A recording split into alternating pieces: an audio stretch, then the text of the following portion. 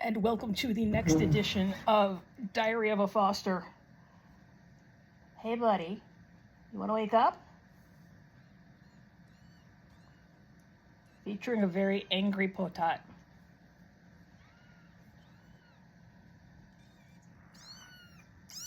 Hi DanDan.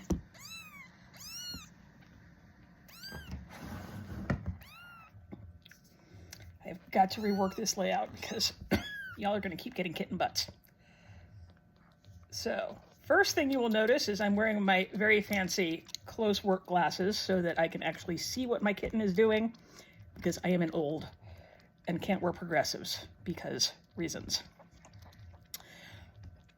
So today's fun update, I got a text from our nursery manager placement team while on my way to my other job saying, hey, so we have this kitten who has been attacked by a dog. Are you maybe interested? We understand if you're not. Of course I'm interested. Come on, have you met me?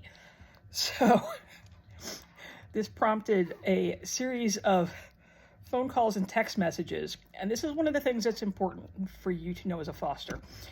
Number one, saying no is always okay. I know we all feel that pressure of, if I don't say yes, a cat or a kitten dies. And that's not wrong, but also all of us have limits and we need to be realistic about what those limits are and look like. I've got a pretty good handle on mine, and thankfully my nursery team is very understanding and respectful of my boundaries. So I say no and I don't get a hard pushback. I'm also aware that I am one of the very few fosters who can approach bottle babies from a hospice perspective, meaning I expect that they're not going to make it with me. Hi, did you get the full tum-tums? Oh. We tell everybody how, yeah, we got the full tum-tums. So, okay, hold on, bud. I know, you're getting pottied on, yeah, I know. Lack of dignifieds, bud. Lack of dignifieds. So, I'm one of the few fosters out there who can put that mindset in place early. So, it's a nice surprise if they make it, and I'm not totally destroyed if they do not. So, that's a useful tool for the rescue to have, and I acknowledge that. This year is turning into a year, also known as kitten hell season, or hell kitten season. Don't know how we'd phrase that, but it's going to be a rough spring. So there'll probably be a bit more challenge in that. So know what your limits are, and in my case, hospice is within my limits because it may go really quickly, and if it doesn't, then it's a buddy for DanDan. Huh? You want a buddy? What do you think? What do you think? Says, I think I want a nap now. Huh. Here, you want to sit here and be cute for a few minutes? Be cute?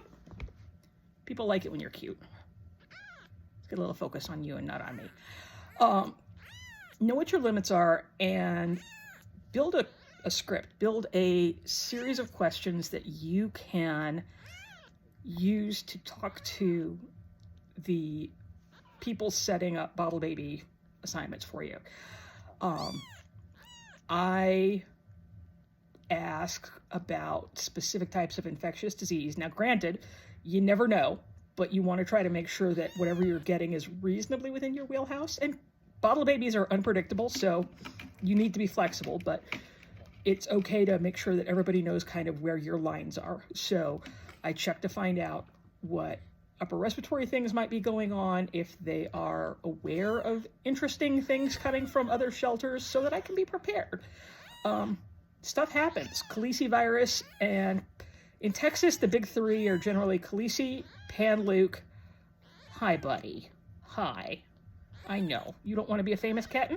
You don't. Calicivirus, Pan-Luke, and there's always something causing weird poop, and the parasite of choice varies from year to year, so we haven't quite hit our exciting poop parasite for the year, but that's going to happen. get a rough idea of what the conditions are so that you know if you need additional supplies or additional support ahead of time. And stretching is important, but also it is okay to acknowledge what your limits are and say, hey, I can't do this thing. I have a lot of extra tools and experience and external emotional supports that mean I can handle a lot of weird shit. There are things I don't want to have come into the house because that will make me less effective at other kinds of fostering, but I'm pretty flexible. And they know that. Hi, bud. Yeah. So anyway, build up your list, know the things that are hard-nosed for you, and communicate those clearly. Communication is key in this. If you can be upfront and honest, the odds are you're going to have a much better fostering experience over time. And don't be afraid to learn how to kind of bend a little bit. But like I say, boundaries are good, and that's one of the ways we prevent compassion. Do we want to prevent the passion fatigues? Hi. Do you want another snacky? We're going to try one more round of snack. What do you think, bud? He's like so confused by all of this. He's like, Mother, what are you doing? This is not how we do this. More snacks for the baby. So anyway, that's your key points for today. Know what your limits are. Learn that you're going to stretch those limits, but have a clear series of things that you can check in with your foster management team so that you kind of know what you're getting into and are able to flex accordingly. And for those points in time where you can't flex, remember the internet is a wonderful thing, and I can almost guarantee you that somebody out there has seen what you've got at least once before. Unless you're me, in which case you're going to have the weird kitten that other people are going to Google going forward. Hi. So with that, that is today's episode of Diary of a Foster. Say goodnight, DanDan. Good night, DanDan.